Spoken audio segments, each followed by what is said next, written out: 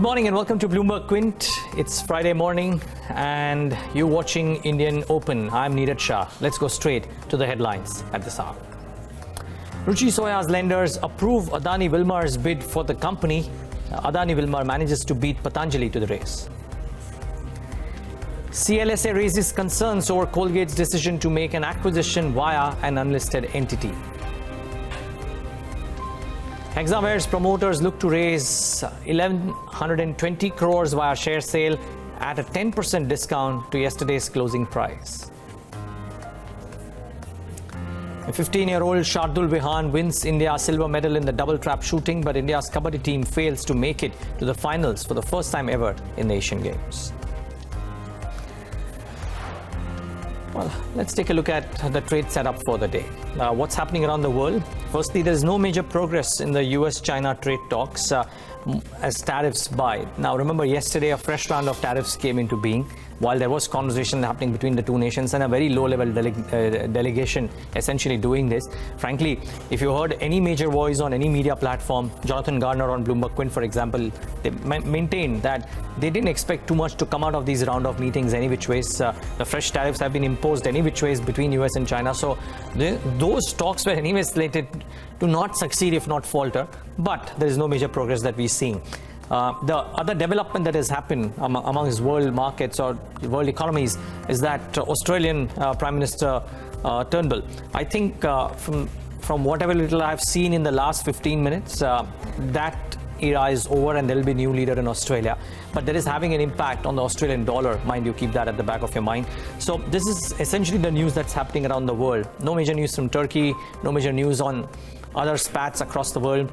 Essentially something that impacts business and economics has to do with the failure of talks between US and China.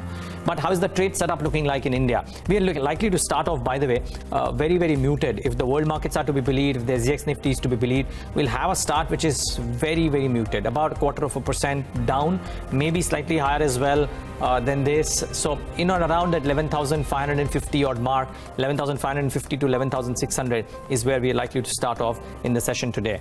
What will principally contribute to pressure on the markets? I wouldn't be surprised with Nifty Bank yet again, because that particular index continues to grind lower. In yesterday's session to 230 points down, the long unwinding continued in the Nifty Bank futures. So that's a pain point. And mind you, as we've been saying this week, that this rally since July 1st has not been only about large caps. The mid caps and the small caps too have had a rally. 8-9% the kind of move in the last 1.5 months for both the mid caps and the small caps. And if we just look at the basic technical indicators, it seems like both the mid cap and the small cap indices are approaching resistance levels. This is the 100-day moving average for the Nifty small cap, and the Nifty small cap is approaching this resistance. The last 4 or 5 sessions, it's not been able to break through this. We look at the last 9, 10 or months, it's never been able to break through this 100-day moving average when it's trying to move up from below. So keep that at the back of your mind, that small caps and mid caps too, while the rally has been strong until now, probably approaching some resistance levels. Nothing to say they can't break this. If they break it, then the move could extend, but just pointing out that they're approaching some resistance levels. Flows continue to be strong though. FIs, yet another day of positive inflow. Yesterday was another day too. 433 crores that they've put in the markets. DI flows remain muted, but they have been between 100 200 crores almost every single day. I haven't seen really big flows, save for some exceptions from the DI side on any given day. The standout feature, though, of yesterday's session was what was happening to consumer names. From amongst the stocks that were nudging new highs, I think the consumption stocks stood up. So Dabur India, volumes were about 3 times the 20-day average, 36% mark for delivery. Nestle, volumes were 3.5 times the 20-day average. Not as liquid a stock as Dabur is, but volumes were high. 47% shares were marked for delivery. Watch out for Bata as well. Volumes were about 22 times the 20-day average. So all of these names, which were nudging new highs in the consumption pack, had volumes which were substantially higher than what the 20-day average usually is. So do watch out for these names as well. As far as stocks to watch at 9:15, I think 3 or 4 tiny tunes or mid-sized names to watch out for. Firstly, Hexaware. Pairing PE to sell about 8.4% stake at a floor price of 447. This is about a 10% discount to the existing market price. Suffice to say, we know what will happen at start. Hexaware will have a drop on open. Whether it lasts or not remains to be seen, but it will have a start which will be in the red. So watch out for that. I think an interesting note on Colgate. Remember, it's a very small acquisition that Colgate International has done, but CLS has come out with a note stating their displeasure with this move. They believe that this should have not been done via an unlisted entity, should have been done via Colgate, because this acquisition of Bombay Shaving Company raises concerns on governance due to category overlap. Now, CLS is, of course, thinking about the future and what if this investment were to grow big, and therefore the money or the benefits will not come to the listed party, but to the firm through which the acquisition has been on the global front, and which is why, even though it's a tiny acquisition, CLS has put out a note on that. MGL, and I won't dwell too much on it because Somit will on First Word today, but watch out. Yesterday, in fact, on Tuesday, in the dealers segment, we reported that there is a likelihood of this happening.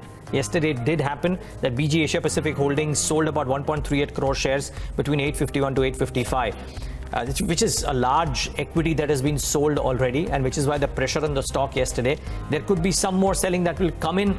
It's a stated intent by a couple of parties. Having said that, for today's session, the flow of shares in the markets on the sell side will ebb significantly, and that might just give a bit of a relief to the MGL stock yesterday. Maybe might give a bit of a relief to the MGL stock in today's session, so let's wait and watch. Last but not the least, Ramkey Infra. Don't quite know what the reaction will be, but the Economic Times is reporting that the company is in talks to sell two road assets for about 3,400 crores and use the money to pay debt. Could be an interesting one in the session today. Okay, so that's as far as stocks to watch in the trade setup. Let's try and tell you what's lined up on First Word today. It's the collection of the top editorial stories that we believe we should bring to you early in the morning. Darshan joins in first to take us through the impact of the weakening rupee on different sectors and individual companies. Somit then comes in to talk about what's ailing Mahanagar Gas Limited right now. We spoke about the selling and whether there could be value here. Agam will join us to tell us why is NIIT Tech on a roll. And then we end First Word with Raghuram Rajan's take and his reading on the global economy and the rupee. But start off with the rupee's impact. The Indian currency continues to hover around that $70 mark, and it's bound to impact almost any company that has got a sizable exposure to foreign currencies. While one can pick trends based on the nature of business, it would be wrong to paint all the companies belonging to a particular sector with the same brush. So Darshan is here to bifurcate and tell us why it is wrong to paint every company with the same brush. Darshan, good morning. What do you have for us? Yeah, so basically, Neeraj, if you're looking at it, this is the trajectory of the rupee and how it has depreciated against the dollar right from 2008 up to currently where we are in 2018. Basically, there were two trends. First of all, in 2013, there was this big surge that came in where the rupee depreciated very sharply against the dollar. And again, we are seeing a similar trend where there has been a sharp depreciation as far as the rupee is concerned. So this is basically the rupee trend that we're seeing.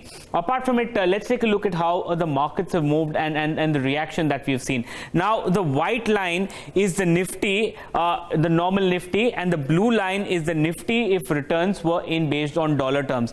Now, the return for the Nifty from a YTD basis is basically 10%, and that much is how much the dollar has depreciated, which means that the Nifty in dollar terms is actually zero. They haven't gained anything. 0.12% is the gain. So FIIs who have been putting money in the Nifty, despite the Nifty moving 10%, have not made a single rupee, given the fact that the dollar rupee equation has gone against them, and that is why we're seeing a lot of fund flows and FI selling in the market. So this is basically the trend is.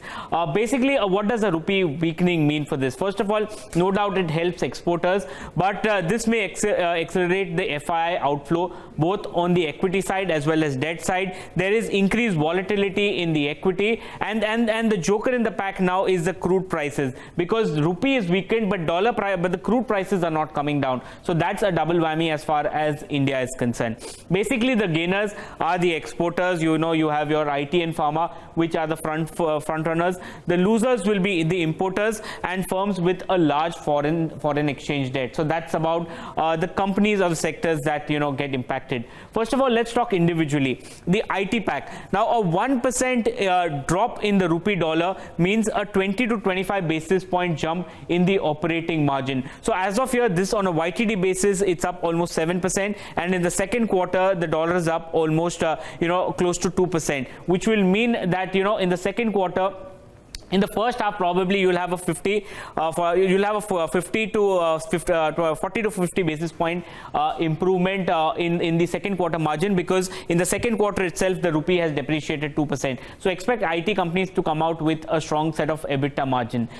Secondly, unhedged income will rise for them, and 60 to 80% of the exposure is usually hedged. So some of the companies which don't have an exposure, unhedged exposure, they will definitely benefit. So that's the IT pack for you. Pharma pack, that's the big one. That also benefits, and you've seen pharma on an uptrend. Now, companies with a high export component will benefit. So companies like Divi's, Aurobindo and Biocon benefit. Now, Divi's, it's a double benefit because the fact that rupee is gaining, they have a sizable export and they don't have any hedge. So Divi's benefits the best, and it's trading at record highs. Aurobindo Pharma and Biocon also gain significantly, but they are partly hedged. So that's the impact that we are seeing. Now, generics like Dr. Reddy's, Sun Pharma, Lupin, Cadila, and all of them have a limited impact. No doubt they benefit significantly from the rising dollar, but at the same time they have a high India exposure also. So the impact will be much less than what we've seen for an Aurobindo Pharma or a Divi's Lab. And the MNC Pharma, it's a negative impact because they import significantly from their parent, and that is why they will be negatively impacted because of the rupee move. The other pack that we want to talk about is basically the metal pack. Higher realizations will come in because of exposure, because they are linked to global prices, and domestic prices depend on the import parity. A lot of companies which have their cost in dollar, and then they have their realizations in dollar, like a Hindustan Copper or a Nalco, will benefit much higher. Now basically, in terms of, that's what I was saying, Nalco and Hindustan Copper,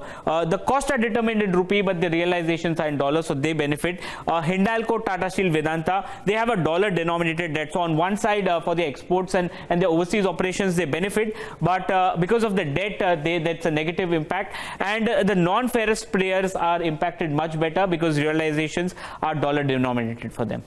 Interesting. Just keep in mind a standard disclaimer that for a lot of the companies, as Darshan mentioned in the rupee case as well, it's only to the tune of the unhedged exposure. Companies like Sonata Software, for example, a case in point which mentioned that a lot of their exposure is completely hedged, and therefore the rupee depreciation or appreciation may not impact them that much. But Darshan, while you've given us a broad exposure about the usual suspects, what about companies which won't be too happy with a weaker currency? Yeah, so basically aviation for one, because 60 to 70% of their costs are dollar denominated. They have a huge chunk of expenses which is fuel, which is again dollar denominated. So oil marketing company, so the aviation pack definitely does not benefit. There are forex losses also. Now, if you're looking at in the first half of the calendar year, what we've seen is Indigo has reported a forex loss of almost 340 crores. For SpiceJet, it's close to 67 crores, and Jet Airways, they haven't reported the first quarter numbers. So in the fourth quarter, they reported a forex loss of 133 crores. So that is how aviation gets impacted. So that's the impact there. On the oil marketing company, crude is bought in as far as dollar is there, and that is why they are negatively impacted. They can partially pass on the impact, but nevertheless they are impacted definitely by them. And you can look at the foreign exchange losses by all the three oil marketing companies, and because of how the dollars moved out, they had to report forex losses.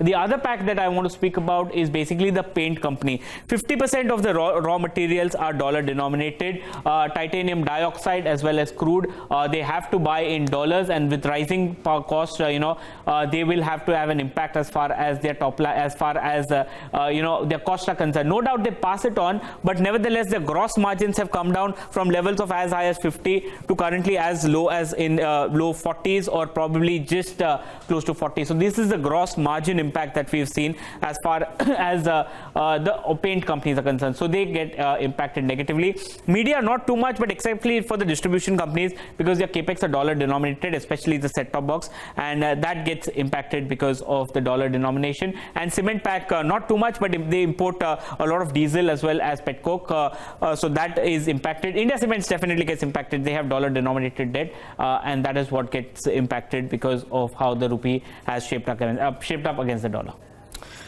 Well, that's an interesting analysis and a ready reckoner of sorts of what would happen under normal circumstances to almost all of the sectors which get impacted because of the currency depreciation.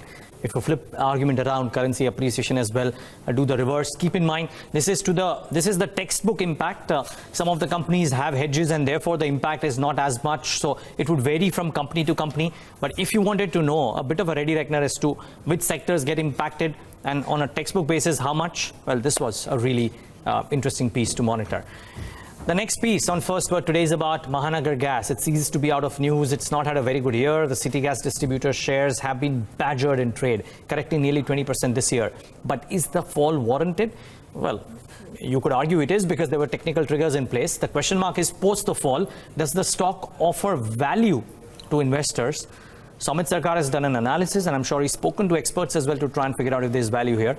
Sumit, good morning. What do you have for us? So if you see the share prices of Mahanagar Gas, from its 52-week high, it's down more than 30%. Year to date, it has fallen more than 20%. And this is despite the fact that it is the most profitable listed city gas distribution company and is also the most preferred bet in the city gas space. More than 71% of the analysts tracking this company have a buy rating on the stock. So we have tried to analyze the possible concerns or the overhang on the stock and what are related to the stock. So first, and the very important one, it is that one of its promoters, that is the Royal Dutch Shell Group company, that is BG Asia Pacific, has been selling stake in the company. Now they are doing it because of the stated global goal of investing more in upstream businesses. So far the promoter has sold close to 22.5% stake in two different transactions, and in both these transactions the promoter had offloaded stake at a significant discount to the prevailing market price at that time. So this has been an overhang on the stock. But the international partners selling stake would not matter the company much because the day-to-day operations of the company are managed by GAIL, that is the second promoter of the company. Also, Shell now only has 10% stake remaining in the company, which it will be looking to sell, but cannot do it till July 1st, 2019 because of the SEBI listing regulation. Now, the second concern is that the company did not receive any letter of intent for any of the areas that it had placed bid in the 9th round of city gas auction. So investors are worried that this might limit the company's growth potential going forward. The third is the rupee depreciation. As the company purchases gas using dollar, a depreciating rupee means that they need to pay more for this gas purchased. And this, coupled with the rising gas prices, has been the fourth concern, as it could limit the company's ability to maintain margins going forward.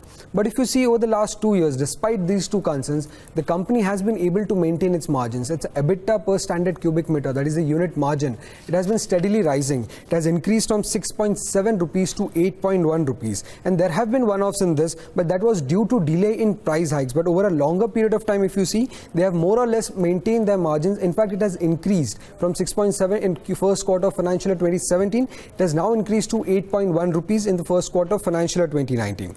Now, the company has a pricing power in the market, and that is because the prices of the alternative fuels, that is petrol, diesel, or the liquefied petroleum gases, now they are at a premium of around 30 to 40%. And because of this pricing power, the company has the ability to take price hikes and pass on the cost to the customers and thereby maintain its margin. Now, on the growth concerns, if you see over the last 2 years, the company's sales volume per day has been steadily increasing. It has increased from 2.5 million metric standard cubic meter per day to 2.87. Moreover, the natural gas penetration in Maharashtra is just 30%, and the company has a monopoly status in areas like Mumbai, Thane and Raigad. Along with this, the government has also been pushing towards increasing the gas usage in the energy mix. So all this combined, the growth potential of the company going forward is very huge. Now, obviously, winning a city gas area would further increase this growth potential, but not winning one does not limit its growth potential. Lastly, if you see why it is the most preferred bet. Now, one, it is the most profitable city gas distribution company among the three listed peers, that is among the two listed peers, that is IGL, Indraprastha Gas and Gujarat Gas. And second, it is the cheapest city gas distribution company among the lot, be it FY19 valuations or the FY20 valuations or any different valuation metric, that is price to earnings, price to book, or the enterprise value to EBITDA. On all the three valuation metrics, the stock is trading at a discount of nearly 20% to its peers, be it FY19 FY19 and FY20. And that's the reason there could be some value in buying this stock. And the growth numbers look okay. Growth numbers in the last 2 years look okay, and given the growth potential in the existing areas of the company, the volumes are expected to rise, and the margins have more or less remained stable. So the only overhang on the stock is that the promoter that has been selling stake at a discount. Interesting. Samit, thanks for putting that into perspective. So, well, I reckon the technical triggers essentially leading to the stock underperforming big time in the current calendar. Let's see if that changes, maybe once the overhang of the extra selling goes away. Thanks, Samit, for putting that into perspective. Well, if MGL is under the cloud and NIIT Technologies is flying high, it's really on a roll. It's more than doubled this year, outperforming its closest peers. What's powering the rally? Agam Vakil is standing by to tell us. And Agam, I was saying this in jest day before yesterday, that almost all the sectors that you're tracking, companies are trading at sky highs, NIIT Tech and technology being no exception. But what's so unique about NIIT Technologies? Neeraj, while I was doing my research for NIIT Technologies, I just realized that we were talking about this in June on the same subject, and from there it's moved up even higher. So it's certainly moving from strength to strength. There's no doubt about that. Well, okay, so let me just start off with how it's done. On a year-to-date basis or a 3-month basis, it's a clear outperformer when you compare it to the Nifty IT index. A lot of these peers with a market cap of anywhere between 5,000 crores to 50,000 crores on a 3-month basis as well as on a year-to-date basis, and a clear outperformer by a mile. So we've seen NIIT Technologies on a year-to-date basis move up 107%. The next one in line is, well, Mindtree, that's gained around 72%. So you can imagine that it's moved up quite substantially with a lot of vigor. The matter of the fact here is that NIIT Technologies has also been playing catch up with a lot of its peers, because after this run, it's now mostly in line in terms of valuations. So at this point in time, if you consider the price to earnings average of the companies, which are IT companies with a market cap of 5,000 to 50,000 crores, it comes to around 22 times. NIIT Technologies FY19 price to earnings is currently at 23 times. So after this substantial run, it is now in line with its peers. Considering its growth prospects, it is largely now in tandem with a lot of these other IT companies. What's really worked? Well, we have to understand the company has undergone restructuring, and it's also, realigned its businesses, and it is no longer going to focus on geographies, but it is going to focus on verticals, something which has worked very well for a lot of this other peers as well. It has, it's also been hiring very aggressively for its leadership in top tier, leadership positions, and moreover, let's not forget, it's also raised its incentives when it comes to its sales teams. It has client concentration, but it is working on reducing that as well. And when it comes to return ratios, currently standing at around, nearly 15 times for FY18. That's the return on equity, and return on capital employed at around 19.5%. It's relatively steady. What may be working against NIIT Technologies now, it's not necessarily something that may be working against it, but perhaps a challenge, perhaps a hurdle, is its growth rate from here on is expected to be largely in line with the rest of the industry at around 10 to 13%. Operating margins at 17 to 18%, perhaps a notch below some of its peers. And considering it has already run up, it is now largely in line with peers, as I've already mentioned. That said, the analysts at this point in time are still very, very positive on NIIT Technologies, considering 84% of the 27 odd analysts we have on the analyst consensus still have buy rating. But when it comes to its price target, Neeraj, it has moved up quite substantially, which means that the price target around 1,236 indicates a downside potential of 9%. But that said, the fundamentals are there, and it's making the right moves at this point in time. Let's wait and watch if they continue. But Agam, thanks for putting that into perspective. Right. But just shows how tangential the movement in IT stocks have been after this substantial up move, and NIIT Tech's valuations now come in line with its peers. So some very interesting analysis there. Thanks, Agam, for that. Last piece on First Word. Underlying conditions in the global economy are fragile, says former RBI Governor Raghuram Rajan, especially in the emerging markets like Brazil, Argentina and Turkey. He stresses on the need for countries to get their macros in order On India too, Rajan says the problem lies in the current account deficit, with growth largely in India's favor. He thinks the focus must be on macros. Listen in to a small slice of that conversation. I think we're all very well aware that two things have built up, which had built up before the previous crisis: leverage and asset prices. And both are at pretty high levels. I mean, we thought that after the crisis of 2008, we'd bring down leverage. We haven't. It's moved from some balance sheets to other balance sheets, but overall it's increased. And then asset prices. I mean, we just had a record for the S&P 500 just the other day. So I guess the concern is that, yes, things have been reasonable so far over the last couple of years. Growth has been strong. But how long can it go on? And does it fit with the kind of prices we have and the kind of leverage we have? Well, you know, 2.5 months ago, you warned about the risk of a kind of toxic mix, rising rates and some, quote, untoward action on trade. The Federal Reserve is on track, it seems, for 2 more rate hikes, September and December. The U.S. and China continue to barrel down this tit-for-tat path on tariffs and more. Are you raising a red flag yet, Raghu? Well, I think the underlying conditions are fragile. And that's why I raised the issue of leverage and asset prices. Now, you hope growth carries us forward. But of course, actions on trade on either side would be a very strong headwind to that growth. And that would be a source of big concern. But also, we've seen some of the emerging markets are highly levered. Some of them have elections, Brazil, for example. And a lot depends on what the new administration then decides to do. We've seen Turkey, we've seen Argentina, what more is there? Now, my sense is it's not a systemic issue yet amongst the emerging markets. It will be outliers, but there are outliers. Countries that haven't used these years to get their fiscal in order, to get their current account deficits in order. And of course, commodity prices going up helps one set of countries, commodity prices going down helps another set of countries. So there are vulnerabilities in the system. Well, we've certainly seen a direct impact on India, and that's the weakness in the rupee hit an all-time low last week. It's forced more rate hikes maybe than would otherwise have happened. If the dollar keeps rising, there could be more of this. And of course, India already has a widening current account deficit, widening fiscal deficit. Do you think the authorities in India will have to do more to support the rupee? Well, just to be fair, the Indian authorities have brought down the fiscal deficit. What has expanded is the current account deficit, a lot of it driven by the higher oil price. And that's why I said commodity prices do have an effect. Now, the rupee has depreciated. Now, I think it hasn't depreciated at too worrying levels.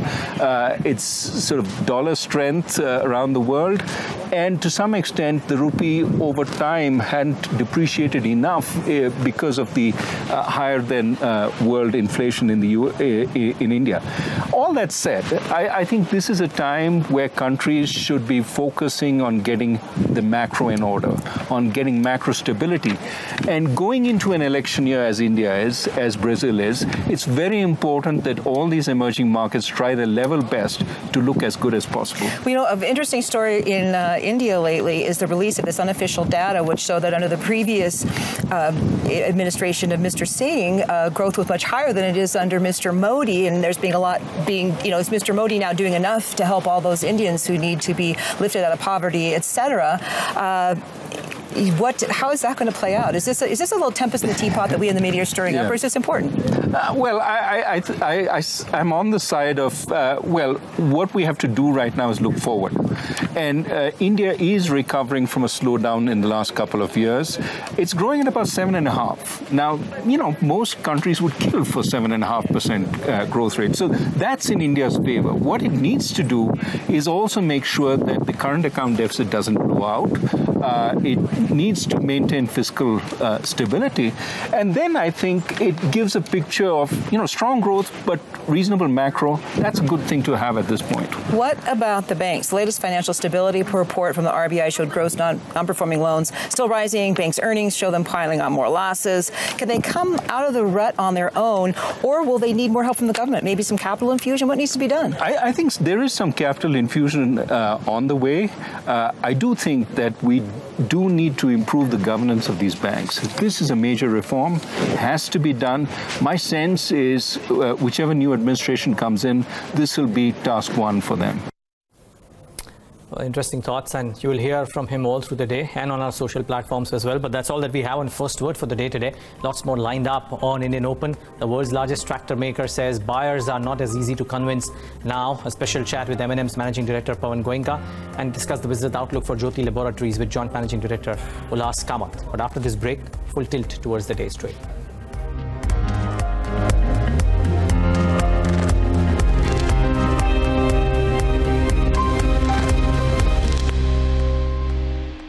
Welcome back. You're watching Indian Open right here on Bloomberg Quint. Let's take a quick look at the Asian market setup before we move into our market cues as well.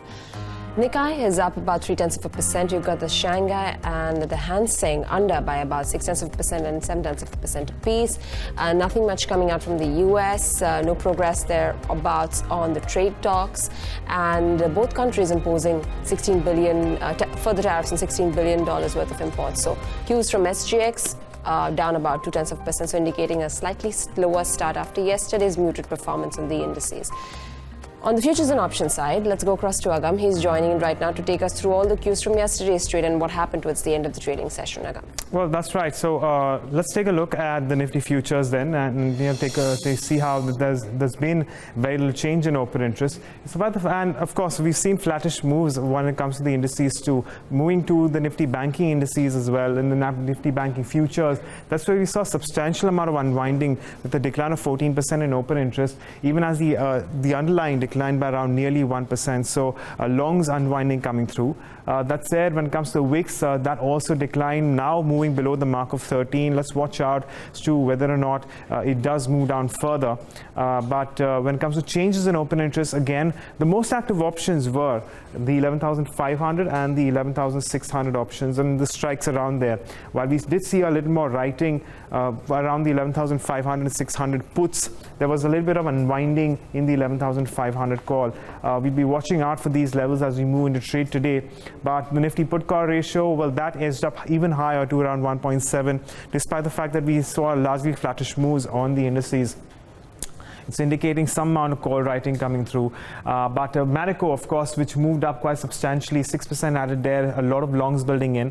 And following Marico, let's bring up Exide as well, which also saw a substantial amount of longs building, considering a 10% increase in open interest. And lastly, we had Mahanagar Gas, which was under pressure yesterday. We saw a surge of 200% in open interest. And we're going to have to wait and watch whether or not this weakness continues as we move into today's day of trade as well. Of course, we already had Somit speak to us about Mahanagar Gas. So this will be one of those in focus in today's day of trade, along with the benchmark indices, of course, as per the SGX Nifty, which is indicating a negative opening at this point in time. Agam, thanks very much. So Mahanagar Gas, their open interest surges by 200%. Siddharth Goenka, Vice President and Head of Research at Motilal Oswal, joins us right now on the show. Siddharth, thanks very much for joining in. Devina here. Let's talk about the cues on the index and the overall market setup going into the week.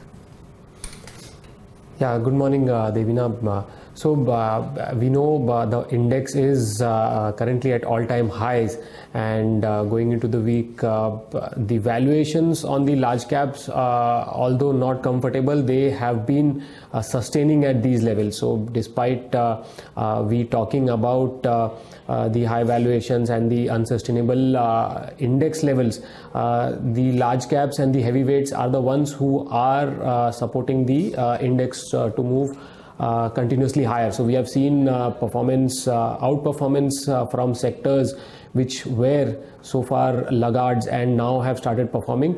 Nonetheless, the sectors like the FMCG and Reliance, which were continuously performing, have also contributed. So in terms of sector, there is a clear sectoral rotation, not just because a sector rotation has to happen, but because of obvious reasons. The PSU banks, the corporate lenders, IT, pharma have now started performing, and going into the next week, I think markets should sustain at these high levels, and to be continued to be driven by these high quality names. Siddharth, good morning. Thanks for joining in. Just Neeraj here, good morning. What's the view on the likes of Dabur and Nestle? They set the stage on fire yesterday. Delivery-based buying being seen.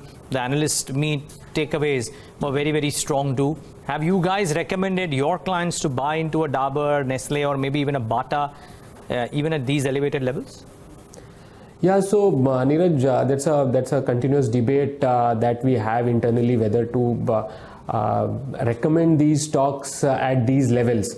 That's basically at these valuations. That's a big challenge, given that while these stocks have always been trading at a premium valuation, that premium has gone up substantially in the last 1 year. So coming to the view right now, most of these stocks we have a neutral rating. So the view is, if you are holding these stocks, continue to hold, but we are not suggesting fresh entry at these levels. Okay, no fresh entries at these levels, but continue to hold these stocks. Well, yeah, why fix anything that ain't broken? So that's stay on. So much more to talk about. Let's get in our research team to talk about some key stocks in news.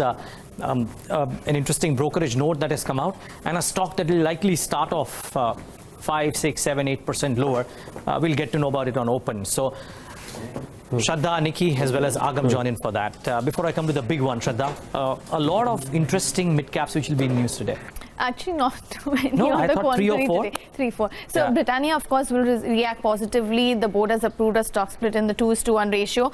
Indigo could continue to see further pressure. They have confirmed that a few A320 neo aircraft were grounded proactively, and they've cited non-availability of spare engine parts as a reason. Ramki Infra, according to ET, is said to be in talks to sell 2 road assets for about 3,500 crores. They'll be using that to retire debt. So that's a stock to watch out for. And also couple of earnings today, Neeraj, LIC Housing Finance, Mass Financial, Pratibha Industries and Sundaram Finance. So again, those are some of the stocks to watch out for as well. Well, interesting. We'll watch out for those. Ramki Infra, if they manage to sell these and pay down debt, could be an interesting one to monitor. One that will definitely be interesting to monitor would be Hexaware. True that. Promoters are looking to raise as much as 1,120 crore by offloading stake in the company. Promoter BE Major, bearing private equity partners Asia, is looking to sell stake via block deal. They're going to be looking to offload around 2.5 crore shares at a floor price of around 447 per share, which indicates a discount of more than 10% from the previous market price that we saw yesterday. Currently, the shareholding of this particular counter, bearing private equity, which is a fully owned arm, HT Global, is around 71.2% in the counter. The deal size represents around 8.4% of equity of Hexaware, and Citigroup Global Market is the sole placement agent for this. If you look at the shareholding pattern, it's the sole promoter 70% odd kind of a shareholding there. Promoter public shareholding is around 28.7% as per the June shareholding pattern. Separately, we also have IIFL, which has initiated a rating on Hexaware, ad rating with a target price of around 520 per share. It says that the stock is currently a good long-term compounding story, and a margin expansion could be the further key for re-rating for this counter. In terms of the growth aspect, which could actually drive the EPS earning growth for this counter, it says that healthy deal wins, steady growth in top accounts and stable margins are expected to drive growth. If you look at the consensus rating right now for this counter, you have almost a 60% sell on this counter. Buy rating is around 16%, and the return potential is a negative of 13%. Well, we'll watch out for this one. Thanks a lot for that, Nikki. So Hexaware, a stock to monitor, and Agam, some interesting brokerage notes. Yes, we have HSBC, and they've actually gone ahead and maintained a band, raised the price targets on Havells, which is already flying high right now. It's at lifetime highs currently. Well, HSBC has raised its price target to around 800 from 665, and they actually enlist 10 points behind their raising of the price target. I'm not going to go through all the 10 points, but I am going to summarize what the report suggests. First is growth visibility and expanding return on equity. In fact, they see earnings move up 24% on a CAGR basis from FY18 through FY21, that is over the next couple of years. They do see, the fact that there will be an increase in demand for residential and non-residential projects. This is beneficial for the switchgears, cables, and the lightings business. Let's not forget that the impact of LED price deflation will be much less this year as compared to what we've seen in the previous couple of years. And something which stood out for Lloyd's, which has already exceeded expectations and come ahead of growth as compared to a lot of its peers, is its advantage that it has because of the fact that it's positioning in unpenetrated markets, and that's the reason why they're expecting Lloyd's to continue its momentum going forward as well. And these are just some of the main reasons why HSBC is more positive on Havells. Interesting. Thanks a lot, all of you, for joining in and giving us those perspectives. Siddharth, do you guys track Hexaware as a stock? And with this deal to happen, the stock price will correct. Is that an entry opportunity? Yeah, so we do track Hexaware, but we have a sell rating on the stock with a target price of 380. We are in the 60% of the market which have a sell rating on Hexaware, and that's more to do with the two parts. One is on the margins front that the company has done, and second is on the valuations. So if you see, even for the June quarter, while the overall revenue was in line, there was a profitability miss mainly because of the lower margins. And further, the management guidance on lower margins for 2018 and 19. So that's where we have cut our estimates for going forward. And if you see in terms of valuations, it's on a calendar year 2019, the stock trades at almost 22 times. For a mid-cap IT company, we believe that's a pretty steep premium. So hence, we don't see this as a buying opportunity as of now. It's mainly a revision to the valuations where the stock should trade at. All right, that's Hexaware for you. 12-month performance through the roof, 81% higher. The other stock is Britannia.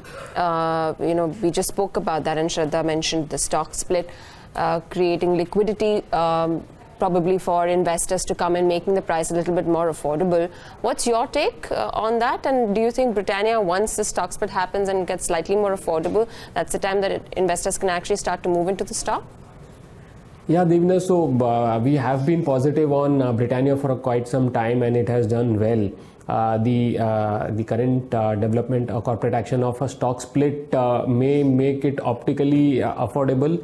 Nonetheless, the valuations continues to remain high. So it is among the few FMCG counters which now trade at almost 50 times plus on FY20. So from that perspective, an aggressive entry into the stock may not be possible just because of a split.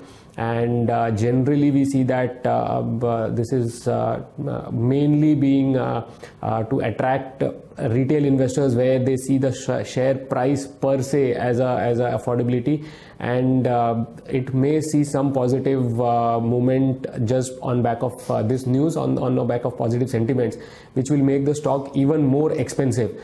So nonetheless, we like the company, we like its performance, we continue to have a buy rating, although the upside may be limited from current levels. Have you been tracking ONGC, and what could be the upside, if at all, with the possibility of listing of OVL?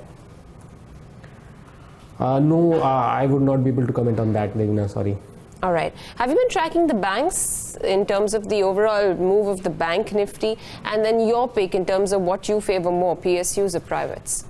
So as I was highlighting earlier, that the The corporate lenders have now started to see some momentum in terms of the share price performance.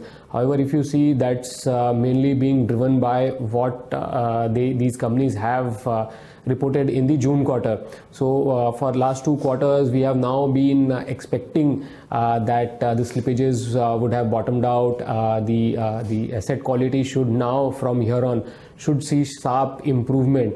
So that is what was reflected even in the June quarter numbers. Most of these large corporate lenders, ICICI, Axis and SBI, although reported losses, but we saw sharp improvement. So the slippages bottomed out, the provisions got lowered, and that is where we believe that there is a big delta in terms of change in the earnings can be provided to the overall Nifty. So in the overall banking space, while the retail focused banks have been doing well, the valuations at current levels do not offer much upside. So in this point in time, we would stick to some of these bigger names in the corporate banks, especially if you see the likes of ICICI and SBI. So that would be our preferred picks in the banking space right now for the next 6 months to a year. Interesting. Siddharth, stay on. So much more to talk about. Time now to focus a bit on the charts and the technicals as well. Vishal Malkan, he's author and trading coach at Malkan's View, joins us right now on the show. In a bit, Brijesh Singh, senior technical analyst at Stock Access, also will be with us. But Vishal, good morning and thanks so much for joining in, and thanks for accommodating this last-minute request. How are you approaching trade today? You're likely to start off marginally lower if the SGX Nifty is to be believed. What's the trade on either the Nifty or the Nifty Bank? Good morning, and thank you for having me. And I think for trade today would be, of course, on the long side. There's no sign of bearishness as of now on any of the charts, and I think the momentum should keep continuing. The Bank Nifty would be a good bet with a stop loss of 27,950, and we can look at targets of 28,400, 500 in the next couple of trading sessions. All right, Brijesh Singh is also here with us. Brijesh, good morning to you. Let's take a look at the Nifty and the Bank Nifty, if you're tracking it. Good morning, everyone. See, no doubt what Malkan had said is absolutely right. If we see a correction of say 50-100 point, as a trader or an investor, we start thinking, okay, that is the time it's been over, and the bull side and the negativity has come up. But as soon as it comes to the support level, everything starts turning up. So, and we are making a new 50-week top or all-time top. So still the trend has been intact for the bull side. So any dip, taking a Nifty spot view, I'm saying about any dip below 11,550, one can go for a long side with keeping a stop loss of 11,510 and look for the target of 11,620. Is I'm assuming for a 3 to 4 trading session. If we look out for a Bank Nifty also, Bank Nifty should not break a level of 27,800 or say 20,850. So anything below that level of say 28,000, one can take a buy call with keeping a stop loss of 27,800 and look for the target of 28,350 to 28,400. That also I'm looking for a next week time frame, say 3 to 4 trading session. What are your stock ideas, Brijesh? There are 2 stocks ideas. One is Excites on hourly chart. Stocks been trading on a high top and high bottom formation in last on our trading session.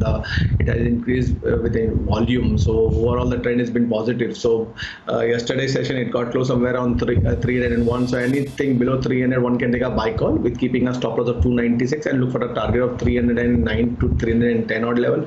Another counter would be a Pidilite, a nice trend line breakout has been formed with increase in volume, and on a daily chart again the stock has been moving up with higher tops and higher bottom formation, which is again giving a bullish sign. So anything below 1150 one can take a buy call with keeping a stop loss of 1138 and look for the target of 1185.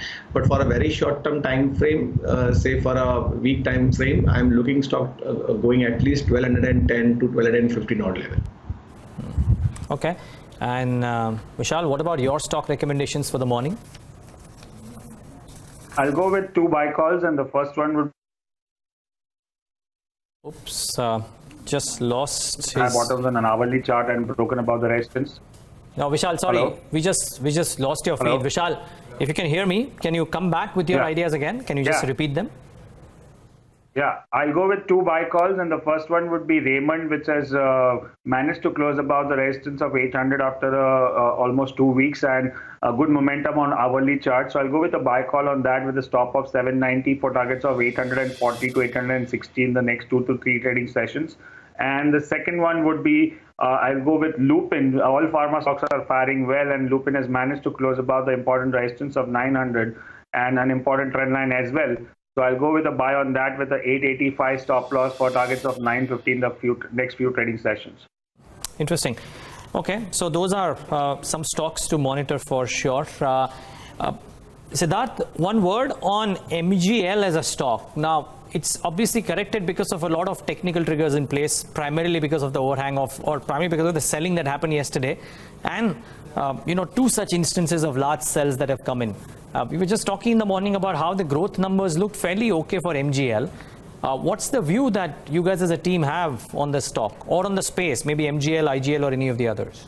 Yeah, Neeraj. So I heard the session in the morning, and it was pretty nicely explained. So we have a similar view where we believe that the entire the city gas distribution space, they have done well for last 1.5 years, and we believe that they should continue to do well. That is mainly on back of the growth in the numbers that we expect. So while there have been some of the headwinds that the companies are facing, especially the gas price hike, the rupee depreciation, and the increased commissions to OMCs, MGL, if you see in the last quarter, that is June quarter, they have managed to their margins at a pretty stable level despite all these challenges, and we expect that the overall EBITDA for them per SCM should improve going forward from about, so we have raised our estimates of EBITDA per SCM from 7 rupees to 8 rupees, and the overall growth, we expect volume growth of 6% for FY19 and 8% for FY20. And on back of this, we see that the other financials, which are pretty strong, the stock trades at a pretty attractive valuation of about 16 times FY20. So we have a buy rating on the stock with a target price of roughly about 1100, and we believe so this is an overhang because a large sale by one of the earlier joint venture partners, which are now looking to exit, and I believe there is one more tranche which is left, and as and when that happens, the stock may again come under pressure, but nonetheless we believe this is a good opportunity to enter these stocks. Okay, so that's the view on MGL. Siddharth, by any chance, do you track Fine Organics? It's a recently listed name, but has really moved very well in the last few days. Unfortunately, not yet looked at the company. Okay. I think that stock has done really well in the last post-listing. The numbers were solid. The stock went up about 8.5% in trade yesterday after moving up some 6% in the day earlier as well. So Fine Organics, big move. Unfortunately, I can't ask our technical experts about Fine Organics because it's a very recently listed stock. Okay, let me try my luck at a couple of other names. We were talking about NIIT Tech with Agam. Zensa Tech is the other one which has set the stage on fire. 1513 nudging new highs yesterday. Brijesh, any thoughts on Zensa Tech as a chart? See, Zensa, if I talk about the stock, no doubt after making a high of say 1180s, 7 or 1190, it came down as a profit booking has been seen. But whereas on the hourly chart, stock has been moving on the high tops and high bottom formation. So I'll take this thing as an opportunity for the buying side. Now anything below 1500, one can take a buy call with keeping a stop loss of with keeping a stop loss of 1440. That is the deeper support I'm talking about that should not be get broken. Whereas on the higher side, 1600 would be acting resistance, but overall the volume which has been indicating that since the chart has been making a high top and high bottom formation, so that the volume has been increasing, which is again a positive sign. So for a short-term time frame, I am looking stock going all the way to 1775 to 1718 odd level. All right, gentlemen, just stay on with us. That's IndianOpen Technologies that he was talking about. Onto a special segment, Bloomberg Edge, where Jayesh Kilnani tells us about a pattern that the Bloomberg terminal has thrown up on a function that shows interesting trends. Jayesh, what's the function and what's the trend that we're discussing today? Devina, it's the Nifty index that I'm referring to, and something similar to Jan peak has in fact happened.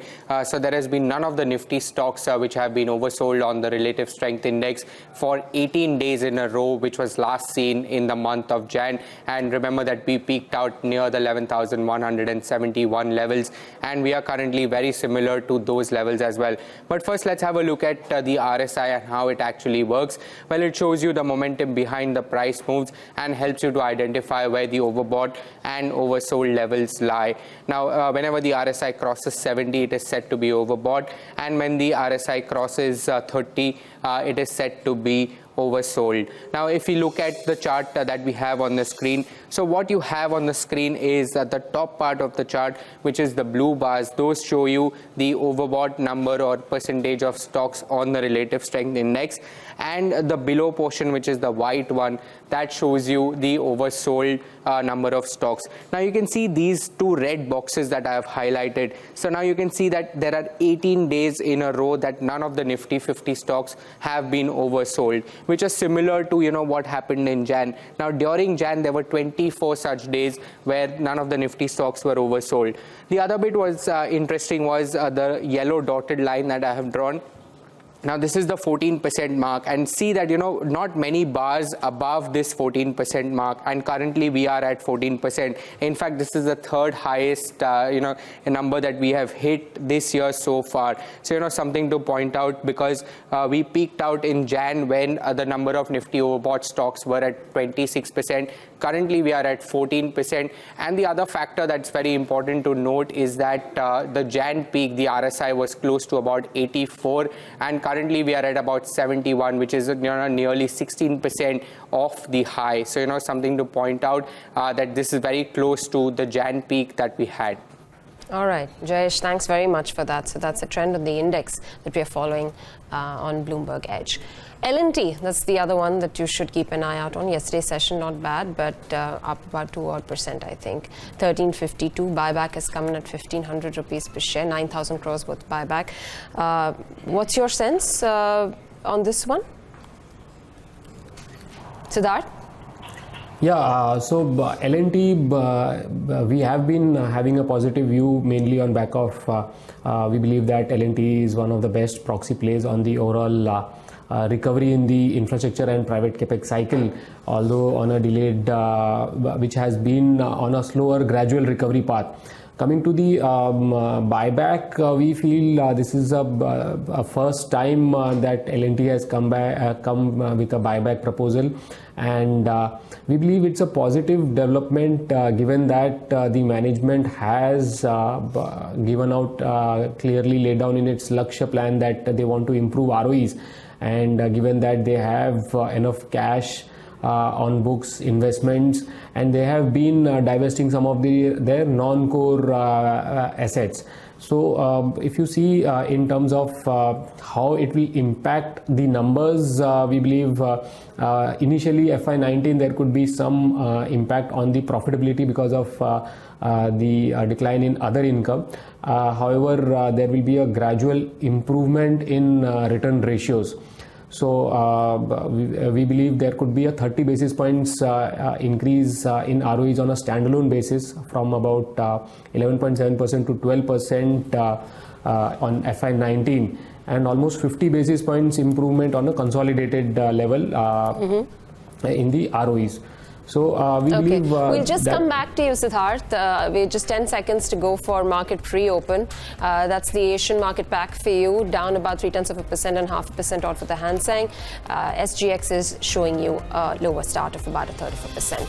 Onto the pre-open ticks, you've got the Nifty as well as the Sensex starting off positive, but those prices was consolidate 11,658 on the Nifty, Sensex at 38,653. Individual stocks to watch out for. You've got interest in Infosys. The stock's showing you a 10% move, initial move.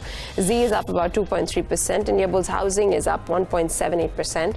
Axis Bank at 638. Bajaj Auto is stabilized at about 0.8%. M&M is doing well, 1% higher. Eicher Motors is up closer to 1%. So the auto packs doing well. Remember, yesterday Tata Motors was the biggest loser on the index. Should see what Tata Motors is doing in pre-open trade today as well. Bharti Infratel is up about 0.5%. Tata Motors is flat. NTPC is up closer to 0.5%. Tech Mahindra, Coal India, Sun Pharma, Indian Oil. So the entire oil marketing basket lost about 2.5 to 3% in yesterday's session.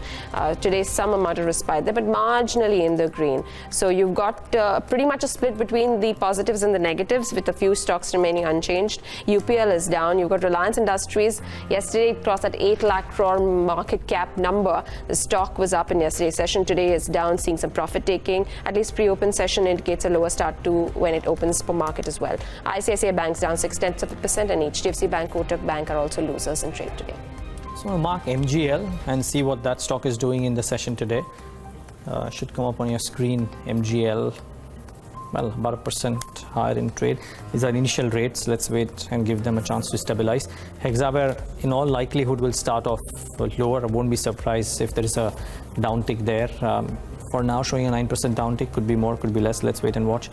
An unnatural downtick in Reliance Infra, I think that will change. See no news right now that could lead to such a crack, but for now showing a downtick. The stock in focus though has to be Bombay Burma, really. 2,258. It may not have a 12% or a 15% rise today, but was locked on an upper 20% circuit in trade yesterday. Sharp move in late trade. And if it gains another 4-5%, it's really in the thick of things. A lot of talk about how, while it's a holding company, by virtue of the kind of holding that it has in this Wadia Group companies, it seems a bit undervalued. We'll probably talk to Siddharth Khemka about it. I don't know if he tracks it or not, but Bombay Burma certainly in the thick of things, doing very well. Last but not the least, from amongst the companies that we highlighted in the morning, Ramki Infra is an interesting one. The Economic Times reporting that the company is looking to pay debt by selling some road assets worth about 3,300, 3,400 crores. Let's just see if that goes through or no. But for now, Ramki Infra looks like it'll start off marginally higher in trade, 5%. The rupee and the bond yields very quickly. Let's see what they are doing. The rupee at 70.21, some weakness there further, and the bond yields 7.89, so some hardening out there on the yields as well. We are very close, just 10 bips away from that 8% mark as well on the yields front. Okay, before we move any further, quick chat with Samit Sarkar on the top brokerage calls for the morning. Samit. Good morning, Neeraj. On the big brokerage calls for the day, first we have is UBS on ONGC. Now, the brokerage has maintained its buy rating on the stock with a target price of 245. Now, according to the brokerage, the listing of ONGC Videsh would help the oil major to deleverage its balance sheet as it turned net debt in financial year 2018. Along with this, a stake sale in the other listed non-core asset would fetch close to 35,000 crore rupees to the company. Now, though UBS target price suggests a potential upside of 42%, it says that there's an upside risk to this target price as the stock is currently discounting less than $50 per barrel of net realization, and with no subsidy burden, the actual realization would be much higher for ONGC. Lastly, it says that the strong earnings trajectory and a potential of stake sales would be very positive for the stock. Second, we have is Macquarie on ICICI Lombard General Insurance. Now, the brokerage has maintained its underperform rating on the stock with a target price of 585. Now, according to the brokerage, the impact of Kerala floods on the insurance company's profit and loss account would be insignificant, as premiums from Kerala form a very small portion of the overall premiums of the company. I also believe that the state-owned insurance companies are likely to bear the bulk of the losses as they have a much larger presence in the state. Lastly, according to the brokerage, the worst case impact on ICICI Lombard's profit could be only 3 to 4% of the FY19 estimates. All right. Thanks a lot for that, Sumit. So those are some brokerage calls you need to watch out for. Siddharth, just come to you on what's been happening in the metals pack, and particularly with relation to steel. I mean, there are reports suggesting that there are likelihood of steel prices moving up further, beneficial to our Indian steel producers on the back of what's happening with China domestic prices and the exports there. The spread's likely to expand. What's your sense, and do you like names like Tata Steel? Yeah, Devina, so metals has been one of the top performers for quite some time, both in terms of the stock price as well as in terms of the quarterly results. So even in this quarter, the commodities, especially the metals, have delivered quite a robust growth in the earnings. And for the factors that you highlighted, we believe that these companies should continue to do well. So among the steel companies, we have a neutral rating on Tata Steel. However, our preferred pick in that space is a JSW Steel or a JSPL. Apart from that, in the metal space, we also like Hindalco from the aluminium space. Okay. Let's talk about the auto pack, and after yesterday's big slump of 4% on Tata Motors, Brijesh, your call on that one? See, if I talk about Tata Motor right now has been trading in a range of say 240 to 243, that is a 52-week low, to the level of 270. Now the previous 52-week low was 280. That till the stock doesn't break on the higher side, the stock would be trading in this range only. Whereas suppose someone is looking for purely for an investment point of view for a 1 year time frame, then definitely anything below 240 or at the present one can take a buy call with keeping a stop loss of 220 and look for the target of 280 followed by 335. Interesting. Vishal, a stock that I was talking about, Bombay Burma, big move in trade yesterday, likely to start off slightly higher today as well. What do the charts suggest?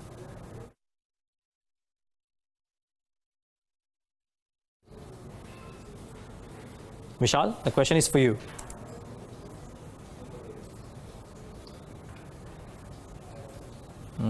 Okay, I don't think Vishal can hear me. Maybe Brijesh, you could hear me. Bombay Burma, not really having a gangbuster move today, but about a couple of percentage points higher. See, Bombay Burma yesterday made a 52-week high of 2008, and after that it went slight profit booking has been seen. But the plus point is what it was been trading in the range of 1650 on a higher side, followed by 1350 on the downside. Yesterday that range has been broken, or day before yesterday the range has been broken. For a very short-term time frame stock, if it doesn't break 1780, definitely one can take a buy call in it for the target of 2250. Whereas for a shorter-term time frame, that is a 2 month to a 3 month time frame, stock has a chance of going all the way to 25 odd level. Okay, so watch out for Bombay Burma in the session today. By the way, the pre-open rates have just about settled down at the end of the first 8 minutes. Hexaware will start off lower. We don't have too many other losers, save for maybe the aviation stocks, which are likely to start off lower. Again, not too many gainers either. The top gainer is quality, but I'll leave that out. Praj Industries 3.5%. So hardly any movers on the upside, save for Hexaware. As I said, not too many stocks correcting as well. At the large cap end though, Axis Bank probably remains that one stock that looks slightly interesting in trade. Siddharth, what's their view here? Leadership changes, lots of rumors flying around. Axis Bank, what's the fundamental call? Yeah, Neeraj, so a lot of developments, and for the first time maybe we are looking at leadership change in quite a few banks to say, and not only on the PSU side, but if you see an Axis, ICICI, HDFC, IndusInd, they are all looking at leadership change in a year or two. So interesting times ahead for most of the banking space. Axis, the fundamental view right now continues with our positive view on the corporate lenders for the next 1 year or so, where we have a positive view on all the three top private the corporate lenders, that is ICICI, SBI, and Axis. In that, the order of preference would be an ICICI followed by SBI and then an Axis Bank. Nonetheless, these all three banks have seen some movement in the last few weeks. And for us, while we remain positive, the upside may be limited about 5 to 10% from the current levels is what is our view. Okay, stay on to that. We'll probably request you for one top idea from your end too, but minutes away from market open, let's tell you all that you need to know to stay ahead in trade today. Let's look at earnings first up that will trickle out. Watch out for LIC Housing Finance, Mass Financial, Pratibha Industries as well as Sundaram Finance as they report their June quarter numbers. In bulk deals, keep an eye out for Hexaware as its promoters are looking to raise 1,200 crores via block deals today. CLSA raises a red flag over Colgate's buying stake in Bombay Shaving Company, questions why the deal was conducted via an unlisted subsidiary. And here are some key brokerage calls for you. HSBC goes bullish on Havells, raises price target to 800 rupees per share. This target is now the highest on the street for Havells. Engine trouble for Indigo again. The airline confirms that some of its Airbus A320neo aircrafts have been grounded proactively. The reason Indigo says is the non-availability of spare engines from the manufacturer. And lastly, Britannia's board approves stock split of 1 share into 2 shares. Well, interesting names out there. Vishal Malkan, if you can hear me, and if you are still with us, a word on Axis Bank on the charts. Yes, I think Axis Bank has given a nice breakout above the levels of the 600 in the last couple of weeks and trading above that consistently, which makes it a strong bullish candidate for an up move. And we can look at targets of around 680 to 700 in the next couple of trading weeks. All right. Siddharth, anything in particular that we should watch out for? Anything that you like? So from the quarterly season that got over, one sector that continues to outperform sharply is the NBFC space. For our coverage universe, we saw a robust 44% PAT growth and that was a broad-based performance across the space. In that particular space, we like L&T Finance Holding, which has done really well. If you see the quarterly numbers, the PAT grew almost 70%. The return ratios are pretty healthy. If you see ROEs of around 19%, ROAs of 2.3%, and the stock is available at a good valuation of 2.2, 2.3 times on FY20 basis. So that's a stock investors can look out from a 1 year perspective. We have a target price of 240, which gives an upside of 30% from current levels. All right. Just a quick word on the two-wheeler space that before we let you go. TVS Motors recently launching their new 110cc motorbike. What's the pecking order here between a Bajaj Auto, Hero MotoCorp, TVS Motor? So if you see in terms of the two-wheeler space, our preferred pick right now would be a Bajaj Auto. We believe that the company is poised for good growth in the current year on back of a low base last year, as well as on the efforts that the company is trying to put in out. We have a neutral rating on Hero Moto and a neutral rating on TVS Motors as well, mainly on back of the valuations. Okay, Siddharth, we'll leave it at that. Thanks so much for taking the time out and being with us today and giving us your thoughts. Really appreciate your time.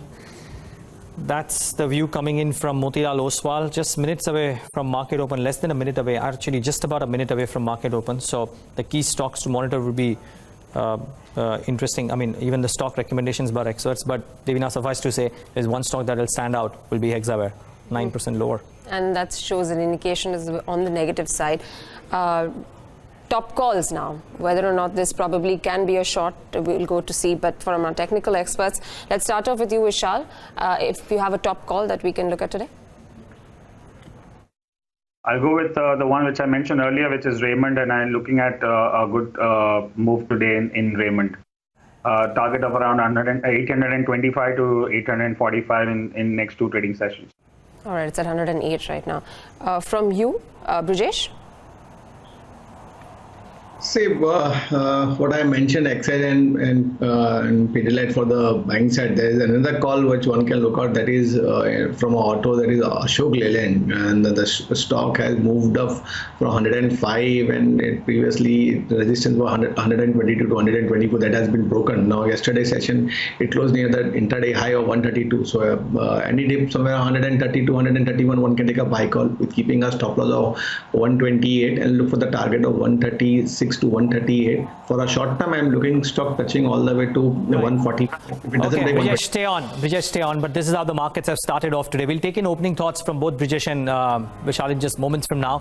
But this is how the markets have started off today. A very flat, marginal downtick. I believe the mid caps and the small caps too would probably have a similar start. So it would be a flattish to a marginal downtick kind of a today day. Yeah, at start, I mean. And the Nifty mid cap certainly about 0.25% lower. Pull up the heat map and let's see what are the colors looking like. Well, a fair bit of red. Actually, it's almost even Stevens, because these stocks could be in the red or the green any given moment. So ignore them. Ignore the breadth for the time being on the Nifty. Bharti Infra, no apparent reason, starts off lower. Hindalco starts off slightly lower. ICICI Bank marginally off in trade. And seems to be that IT, which had a good day in trade yesterday, select stocks like Wipro could be starting off slightly lower. What could be doing well? Again, mixed bag of sorts. The top gainer is Axis Bank, which is just less than 1% higher. So hardly any move happening on any of the index components. As I said, save for Bharti Infra and Hindalco and maybe ICICI Bank, not too many movers on the index. So let's try and focus on some specific stocks. 2 or 3 pockets that I want to highlight before I hand it over to Devina for what's happening across the bourses. Stocks which were on the move yesterday, nudging new highs in trade yesterday. Let's see how they're starting off today. Nestle, Dabur, as well as Bata. Well, flattish start to the trading day today, marginally off, but very strong trajectory that these stocks are in. Do monitor them. What about Hexaware? What about MGL? Those are the stocks that you need to monitor. A bearing stake sale already declared, stock down about 12% lower, slightly below the price at which the deal is slated to happen. So watch out for that one. Last but not the least, Interglobe Aviation was under pressure. Jet Airways too, about 1.5% lower in trade. So these two start off marginally lower in trade. Devina, what are you spotting? Well, we spoke about Bombay Burma at pre-open. The stocks open higher by about 4.5%. Praj Industries is up 2.3%. You've got Welspun Corp, Marks & Pharma, Unitech 1.5% higher. Oriental Bank of Commerce is up 1%. Godrej Properties at 713. First Solutions at 71. MRPL, PTC, then you've got Shrey Infra in the green by about 0.5%. United Breweries also does okay for itself. Losers, Ensar Technologies, Soba is down, Ashoka Buildcon is down, JNK Bank is down, Syndicate Bank, so most of the PSU lot there under some pressure at pre-open. UCO Bank also down about 0.5%. Delta Corp is trading lower in the session today by about 0.5%. A few of the stocks on the back of volumes, Everready does well. That's a stock that's seen a spike in the session today. You've got Texmaco Rail up about 3% You've got Mahindra Holidays, Alan-FS Transport, Reddington, all up about 2% apiece. Well, interesting movers there, most. But yeah, Devina is right. Bombay Burma has started off as the best performing stock on the Nifty 500. Final thoughts from both our experts. Vishal Malkan, what would you watch out for the rest of the day? You've already given us your top call, which is Raymond. Anything else that pops up on your screen in terms of a trade, either on the index or on specific stocks? Yeah, I would like to point out to India Cement, and I think today is going to be a kind of a bullish candle on India Cement, so it could be a good trade for day trade as well as BTST like for Monday. With a stop of 118, we can look at targets of 125 to 27 in today and Monday's session. Okay, Rajesh, what about you? See, as I have said, for the Nifty 11,550, where we can look out for buying with a stop loss of 11,510, look for the target of 11,620. I think if any dip, if it comes, definitely one can go for a buy side, and I think by Monday or Tuesday we might try to touch 11,620. Thanks so much, Vishal and Brijesh. Really appreciate you taking out the time and sharing your views with us here on the show. Let's get in one more voice. Pashupati Advani, founder at Global Foray. He's joining us on the show right now. Thanks very much for taking out the time. Thank you for having me. Talking about the entire market setup right now, we seem to be a little bit on the consolidation footing right now after this big run-up that we've seen over the last few months. Do you see us stabilizing here? And the overall trend, does it still remain positive for you? Well, I would say so far so good. We're riding the bull, as I say. But, I still advise people to be slightly cautious at these levels simply because there are events happening that are beyond our control, actually more in the US than anywhere else. Yeah. And I think that so far there's only been a touch effect, but now maybe the effects will come up. We're seeing it in sort of higher prices on steel and stuff, which is beneficial to us. But some of it may not be. So we don't know yet how it's going to play out. So I am concerned about what's happening in the US with the Trump presidency and whether anything is going to get resolved with China. But obviously that's a watch and wait, and it's a totally random event as to whether, every day he wakes up and he says, I'm going to put some more tariffs. So let's see what happens. Well, interesting. By the way, I must say, just before we continue this conversation, I'm concerned a bit about what's happening to Hexaware. That's down about 14% now. So as the first 5 minutes have shaped up, Hexaware is down and out really in the session today, and Bombay Burma on the other side is doing rather well for itself. It's become very stock specific, Pasupati, more so in the last 1.5 odd months, because the mid cap and the small cap indices both have rallied 7-8% in line with what the index did. So we no longer have this dichotomy. Agreed, the mid caps may not have gained as much or come back to the levels that they were at, but the last 1.5 months has been pretty good. What have you been doing? Yeah, so again, people have been searching for good quality stocks. And that's why you've got this jump in mid-cap index, because again, SEBI has created a new class of mid-cap stocks. So again, the mid-cap funds have also increased as well. But I would still say that the challenge is to look for good managements that are going to be around, and you're looking at themes that are going to last us to for the cycle, which is like 2-3 years. So I think that's where one has to look. All that sectors have got beaten down in the last couple of months, and now they've turned. So, certain stocks we're seeing. Now, if you want to buy auto ancillaries because you believe that auto ancillaries are going to do well because of number of cars, that's fine.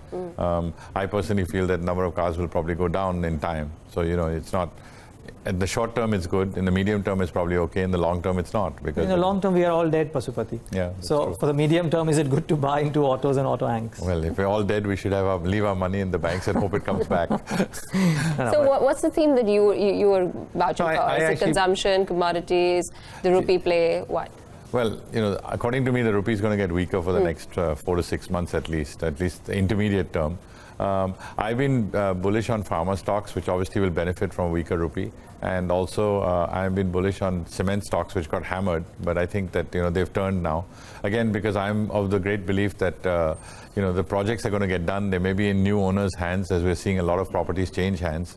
I mean, even yesterday, there was a big purchase by the GIC of Singapore of a project in Bombay. So, it's going to, they are definitely strong hands. That project is going to get finished. So the cement demand is going to go up. There's also talk that there'll be probably some rise in prices after the monsoons in another month or around the Ganpati time. So I think that'll be good for that sector.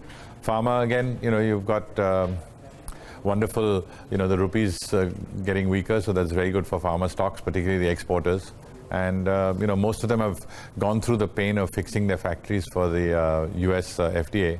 And I think that they're now coming out of it. And the mid-cap players are probably acquisition targets for the larger people who have actually got their act together. So. Just want to dwell in on that point you spoke about. You touched upon a little bit of real estate there. Do you see things changing in this industry as a whole, and do you see a pickup for? Well, I'll give you an example which I think is probably relevant. If a promoter has 10 projects and he manages to sell 3 or 4 at a sensible price, and looks like some prices are coming in, he should have the cash flow to be able to complete the next 3 or 4 and then salvage the last 3 or 4. So I think that is positive, but I think it's going to take time. I think it'll take 3-4 years for that, because real estate is not so easy. Maybe longer, because he'll get money for 3, he'll put in the next 3, and then he'll sell those. So those will also take time. But there is a general fear of people not wanting to buy real estate as investment. Again, the tax laws are not suiting ownership of real estate for investing purposes. But again, on the other side, you've got REITs coming. So I think REITs will actually allow retail investors to participate in the real estate market on a yield basis. And I think that's going to be interesting. But these are all things that are going to happen not this year, not next year, probably 3 to 4 years from now, gradually, because it's easier said than done. Interesting. What's the view on mid-cap IT, Pasupati? I mean, would you use drops which are caused by technical factors like the one in Hexaware today to have some exposure? Hexaware, the challenge is somebody's selling 8% of the company. I mean, we saw that's done today, right? Yeah, so that's the reason probably why it's fallen, because I think that the challenges are that there isn't buyers in depth. I mean, we saw it last week in Varilal Industries. We're seeing it in Hexaware, where if you try to sell a large number of a large block of stock, the challenge is previously they used to be taken by FIIs, but they're not there anymore. And the local mutual funds will probably buy slowly from the market. They don't want to be perceived as having got sandbagged with some shares. So they'll see where the price settles and then take it from there. So I would say that in this environment, getting out of a block is a challenge. But again, if you have 8%, you have to get rid of it somehow, and it's probably in a fund that's about to finish. So you have a time deadline as well. So interesting. Okay. Your dear friend Rakesh has recently been sounding very optimistic on Jaiprakash Associates, something that you were very bullish on at a point of time when it was available at maybe 20 paise to a rupee or thereabouts. Yeah. What's the view now? No, I think that JP is one of the companies that is actually selling off its assets and is using the money to get other assets.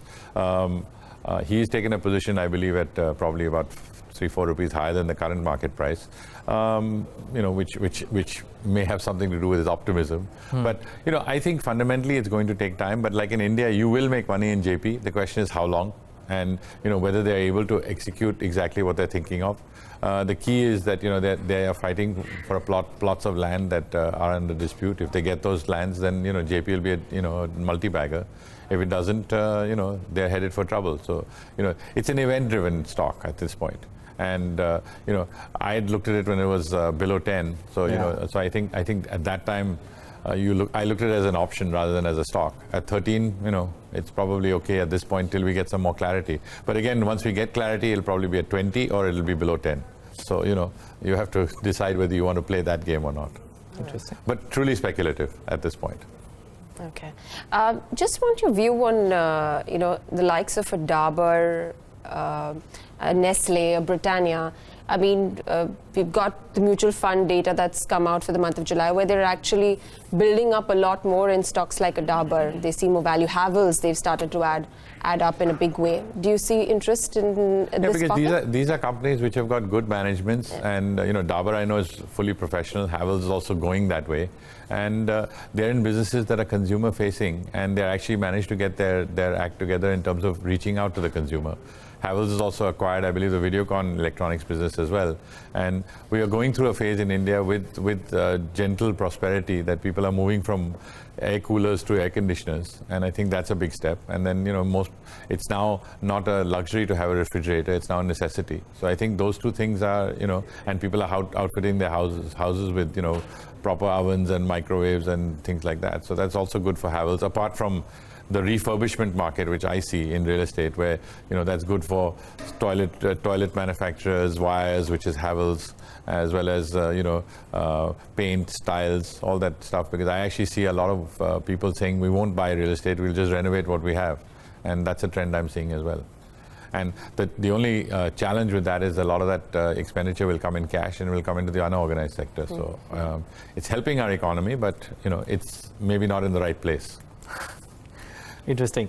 Pashupati, couple of large caps, expensive names at new highs today. One of them is Bajaj Finance, the other one is HDFC AMC. After the results bought into severely, the last 2 days has had a good run. Yeah. What are your views? Well, HDFC AMC, I'm a little I won't say perplexed, I'm a little confused as to how the allotment came. Okay. Because I would have thought that HDFC would have given, the minimum lot to a lot more people, instead of which they gave, twice the minimum lot to some people and zero to others. So just in terms of getting, more visibility in the stock. But, whatever, they decided to do it slightly differently. But I think going forward, AMCs are the place to be. HDFC is a rich AMC, but, seems to be doing better. And they seem to be getting more assets because of their performance. So I think that's still a good place to be. And of course, the HDFC name has always commanded a premium.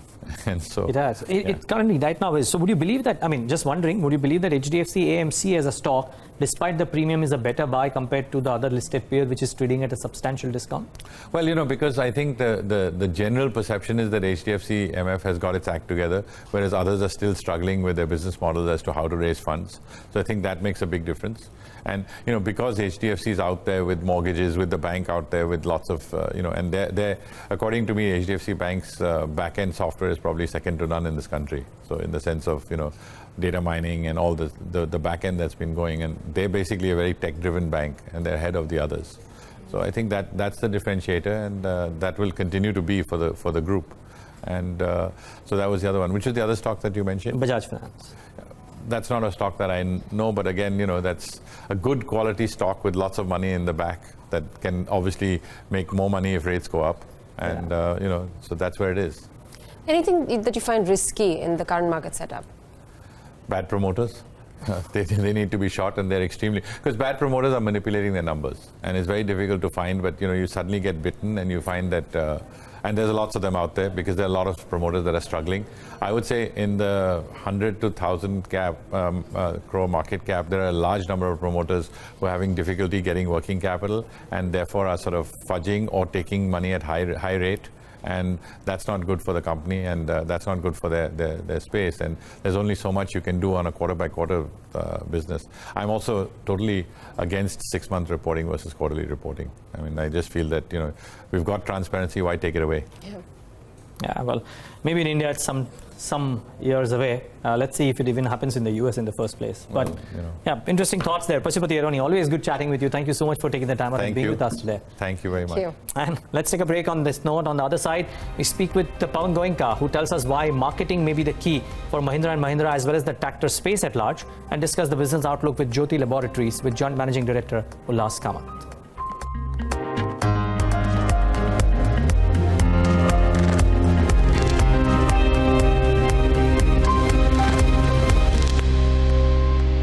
Back with Indian Open right here on Bloomberg Quint. Selling a tractor has become more difficult than selling an SUV, at least for Mahindra & Mahindra, as the Indian farmer gets a lot more digital savvy.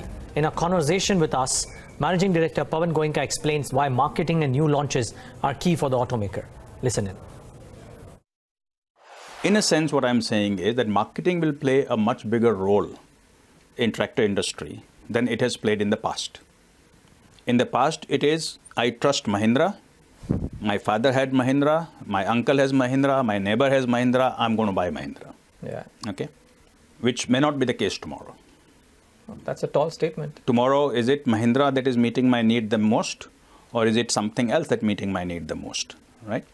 And more I know you, more I'm able to tell you, convince you, that I will meet your need the most, and more I'm able to customize my offering to your need, and I have to customize my offering to your need. Wow. So in a sense, the customer will become a lot more fickle-minded than what he has been in the past. Not fickle-minded, a lot more choosy. informed. Lot more informed, lot more therefore, lot more choosy. See again, the thing that we sitting here in Mumbai don't realize how digital savvy the young farmers are. Okay, and we think that only we know how to use WhatsApp and things like that, but those guys are as smart digitally as we are. Okay. And the kind of information they're able to take out. Sure. And demand they put on the product they buy is really very high. To sell a tractor is a lot more difficult than to sell a SUV. Okay, commendable. So maybe sticky growth as well. My last question out here, Dr. Goenka, I'm guessing from whatever you're telling me that there are no hurdles to growth unless Mother Nature plays spoil sport. My question would be then, would this growth come at better return ratios, better operational metrics over a 5-year, 6-year period? You have shown that already over the last 3-4 years. Do you envisage that these numbers can move up even higher if the growth rates continue? See, this question I've been answering for 10 years. Yeah. Okay. What has been the answer? And the answer has been that we will always try, but we can never guarantee. Okay. Okay. The kind of margins that we have today are pretty healthy margins, right? And amongst the best that we have had over a long period of time. Can we do better than that? I don't know. But it will really depend on how the volume grows. Because if the volume grows, margins will more or less grow. Because that means your fixed costs are divided over a much larger volume. It also means the dealer throughput is more, and therefore you don't have to support the dealer too much. So everything starts working. And in this business, or in UV business, or in truck business, or in two-wheeler business, if you sell, everything works. Okay. Fair call. My one related question on the implements business. I mean, there was a report that I was reading which spoke about how the farm machinery industry size and the tractor industry size worldwide in India, the ratio is very lopsided. And they believed that for you, the growth rates would be substantially higher. Would you concur? For you, meaning for Mahindra? Yes. For implements? Yes. I think India, as you said, is far behind in use of farm machinery. In farming. Okay, there are certain things like harvesting, for example, we are reasonably good. Tilling, we are reasonably good, but other than that, we are far behind rest of the world. In fact, if you look at rice, paddy farming, we are horribly behind on where we should be for the amount of paddy farming that we do, and therefore it has to grow. It has to grow for multiple reasons. One, the farm labor has become very unavailable and unaffordable. Second, the yield that we are getting with traditional means are not enough to give enough income to the farmers. And we believe that if we use farm mechanization, we will be able to get better yields, right? And third is that the technology that we can bring in, understanding the need of farms and understanding what's available outside India, has also become lot better than what it was, say 5 years, 10 years ago. And then fourth, I guess, not the least important, is the fact that as tractor industry is kind of reaching a level where one has to start worrying about what next. Though it's not a thing that we need to worry about for 6-7 years, but if you don't start thinking today, then suddenly we are stuck with what next, and we'll find others have figured out and moved ahead, and those who have not figured out are left behind. So therefore, the focus on farm machinery has to be very high. Okay, and what we are doing, therefore, is to say that, look, I cannot go out of India and take something and localize here and say, here's my offering, because that will not be competitive, number A. Number one, and number two, it may not even be right for India, because again, farming is so different in every country, every state, every district, and even every village, that you have to very much customize it for that particular application. And some of the acquisitions that we have done outside India are done with the view that can we bring in farm mechanization technology in India. Some of the work that we are doing in our R&D Center for Mechanization, again focused on that. But we do certainly believe that at CAGR level, the growth will be significantly higher in farm machinery than in tractors. The tractor will continue at 8 to 10% average, whereas farm machinery can give us 20, 30, 40% growth for several years, because we are starting from a very, very small base. Okay. Let's move on. A couple of other facets, actually lots of other facets with M&M.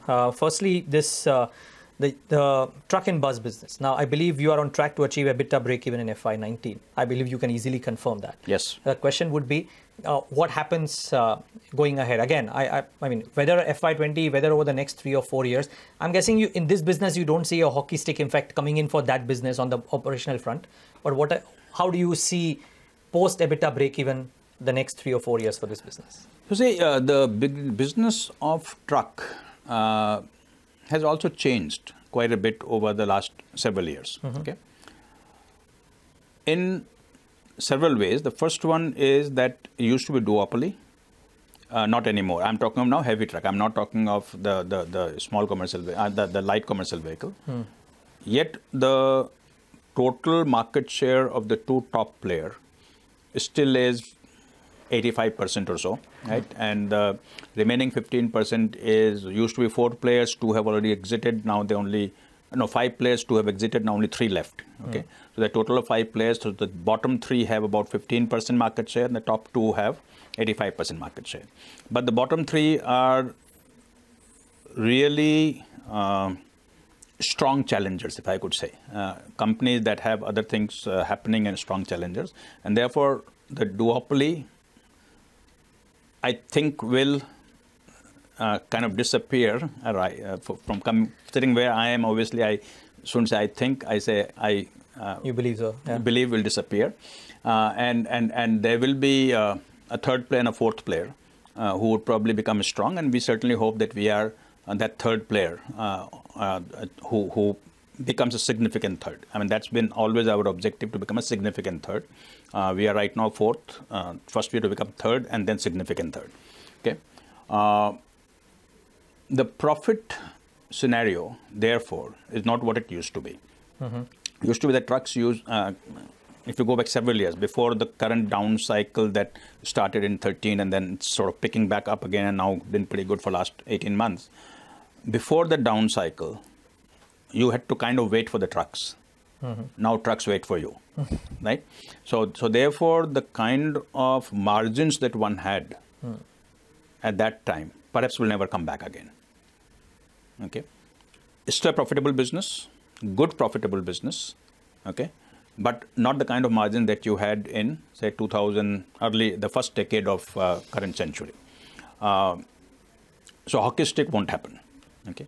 However, very profitable business, because the leveraging is so quick that once you're over the hump of EBITDA positive, then maybe not hockey stick, but something a little less can easily happen, because the ticket size is very large. And if you're able to increase your contribution by 2 percentage points, it multiplies very quickly to the bottom line. And therefore, we are hoping that after breaking even at EBITDA level this year, we'll become fairly soon reasonably high profit level.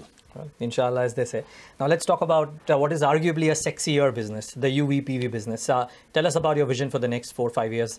I mean, I know if I ask you for the next 3 months, you will tell me, look at the launches that are coming up, and it's evident that it is there. So let me be very honest. Yes. In our mainstream UV business, our biggest sort of turnaround that we need to do is in market share of UVs. Okay, I mean, every interview that I do, I get asked about why my market share has dropped, when is it going to go up, and so on and so forth. Right. So that's the biggest sort of turnaround that we need to do. We are right now at about 24% or so. We were 55% not too far ago. Okay, and everybody reminds me that we are 55 now. We are 25. What happened?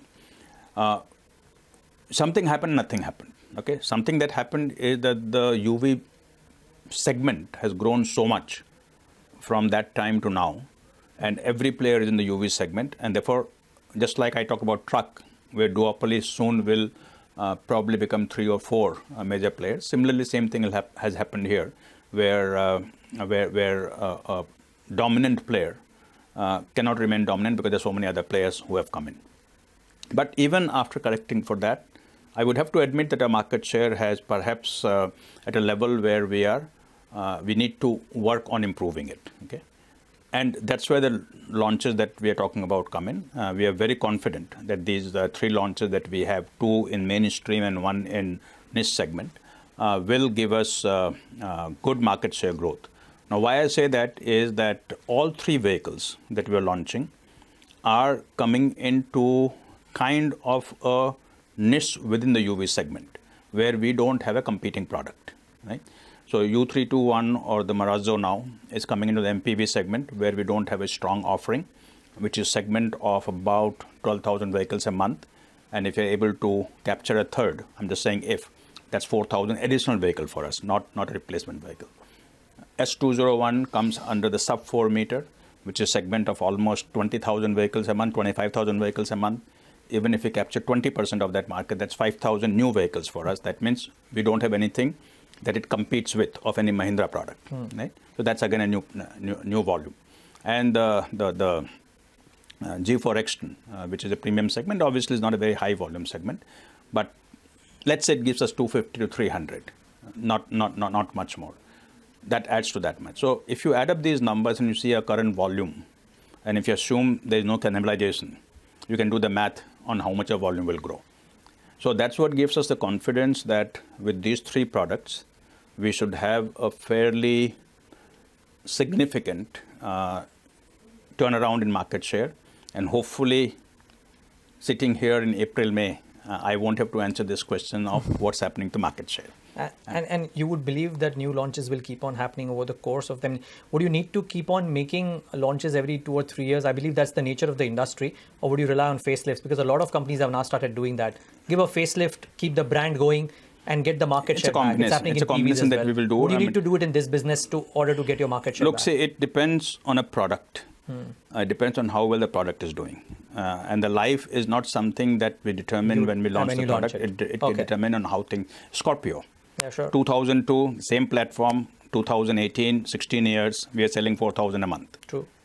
Right? Yeah. I wouldn't think of saying, therefore, I need a new platform. True, right? true, completely. TUV 300, 2-year-old platform, we're selling 2,500 a month.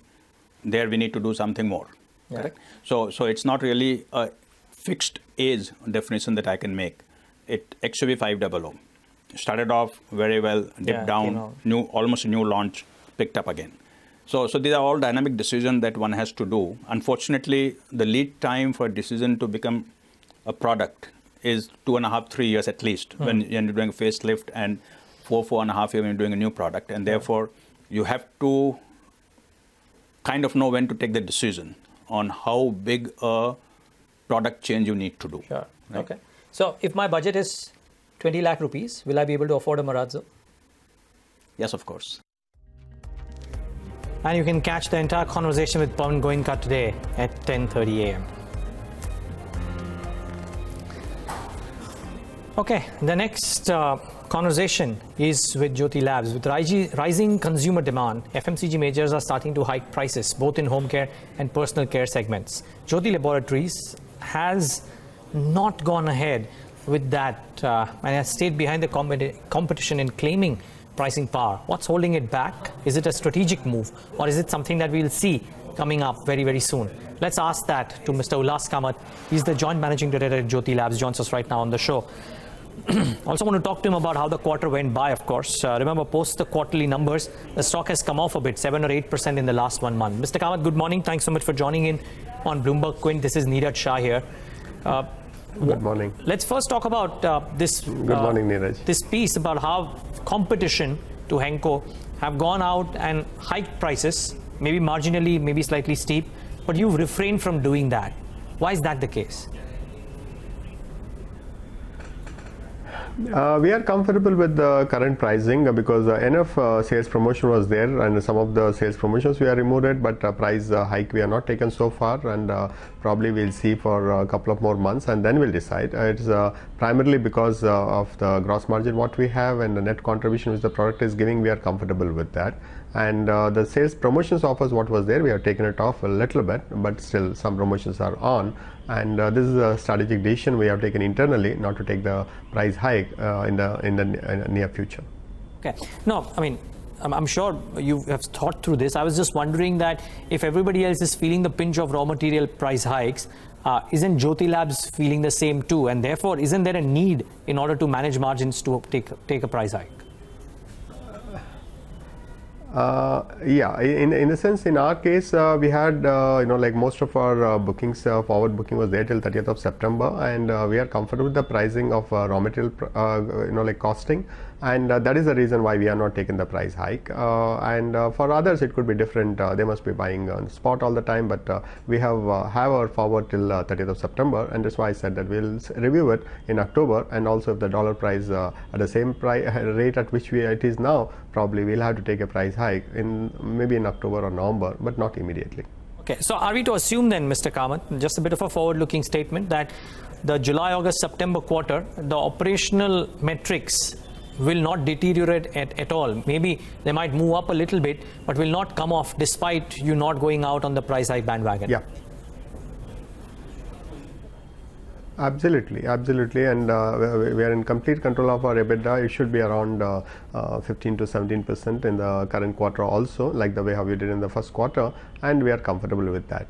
Interesting. Since you mentioned this, if I can quickly slip in a question about how disconcerting would this currency fall be for you as well as for the industry at large?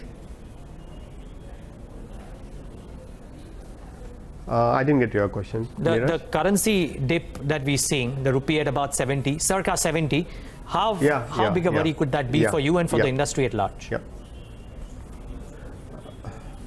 No, not at all. At 70, it is not all a problem because all of us, we knew at 67, 68, we knew that it is going to touch at 70 sooner or later, and we knew about it. But beyond 70, it is nobody is expecting, and that's only the concern. If you say it's only beyond 70. And crude also, where it is now, we are comfortable because we have seen at 90 also, 100 also, 120 also, we have done the business with that kind of numbers also in the past.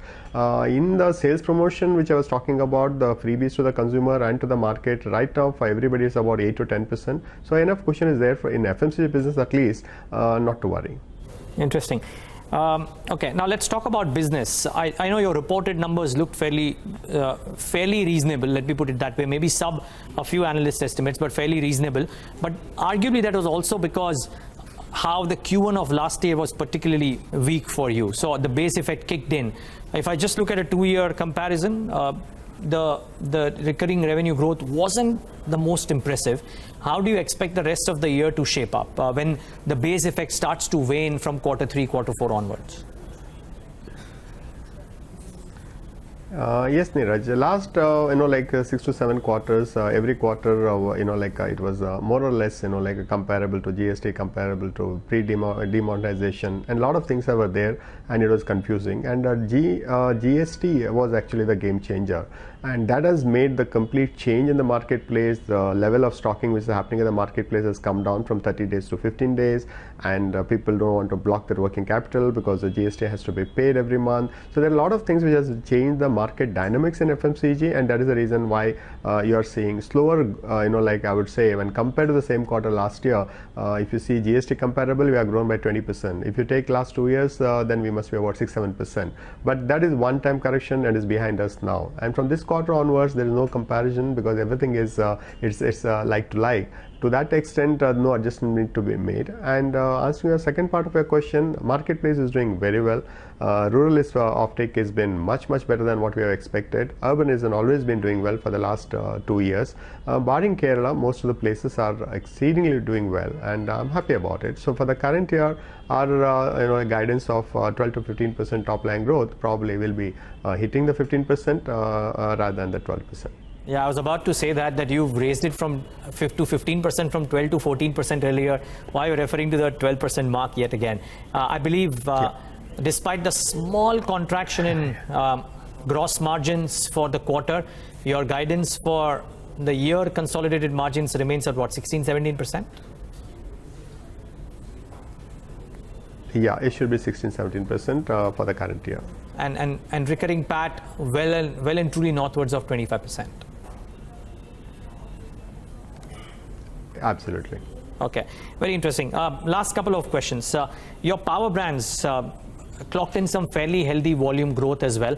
How is the move shaping up for not just the next 3 quarters, but over the next couple of years? The reason I ask this, Mr. Kamath, is that when we speak to portfolio managers about why is it that they are willing to pay top dollar to a select set of FMCG companies, which might be trading at 50, 55, 60 times 1 year forward multiples, the conversation inevitably comes to how each of those companies which are enjoying those PE multiples have performed 10-15% or circa 15-20% through the last 5 or 6 years, which gives the comfort that the run rates would last. What do you believe Jyothy Labs' recurring run rate could be starting FY19 for the next 3 or 4 years? We should be targeting, 15% and from the coming year onwards because GDP is doing well and so rural is doing well, and with all these things and the kind of product portfolio wherein we are available, it's barring Ujala wherein we have dominant position at 80%. Rest of the things we have at 10%, 12%, 18%, 20%, but we are number 2 in most of the categories we are present. So with that, I am comfortable taking 2-3% market share in every category in which we are, and with that growing at 15% should be doable. And market always appreciate when you are consistently delivering it, and we are predictable, and we have been for the last 8 years. If you see post public, we have been delivering whatever we have given the guidance, and the current year it is at 15%, and the years to come I should be able to do it at 15% organically, and if any opportunities are inorganic, then that should be a different a business as together. But at this point in time, I'm comfortable at 15% 15% top line growth for the coming years also, 2021 also. And fabric care as a segment could start contributing as well. I mean, Q1, that was probably one segment on the revenue front which didn't perform as well as the others did. Yeah, because it's a very, very matured business and fabric care for us, and when you have 80.9% market share, like a growth of 4-5% is a good growth. But however, in the current year, we want to spend more on like a fabric care segment as such, and try to get a little more. But overall, as a company, both from fabric care, household insecticide, surface cleaning, and in mosquito repellent, we should be able to do what we have given the guidance. Okay. We wish you all the best for that, Mr. Kamath. Thanks so much for taking the time out and speaking with us today on Bloomberg Quint. Thank you very much. That's a confident management of Jyothy Labs, talking about how the growth numbers ahead would look like. Just want to mark two names before we wrap it up on this leg of Indian Open. HDFC AMC, that is above 1900. 1907 now, up another 4% in trade today. 1 million shares traded in the first 45 minutes. Post the numbers, 24% kind of growth on top line, bottom line. The stock gained 4% in trade yesterday, another 4% today. It listed at a substantial premium. This one is really making its investors very, very happy. The other one, which has done maybe not as well as HDFC AMC, but starting to move again, is RBL Bank. It was a top pick from almost all of our technical experts in trade yesterday, up another couple of percentage points. Now trading at life highs for itself is RBL Bank, 605 or 606. This one seems to be doing okay too. Lots more to talk about, and I'm sure the FNO show will do that. We wrap it up on this leg of Indian Open. Thanks so much for watching.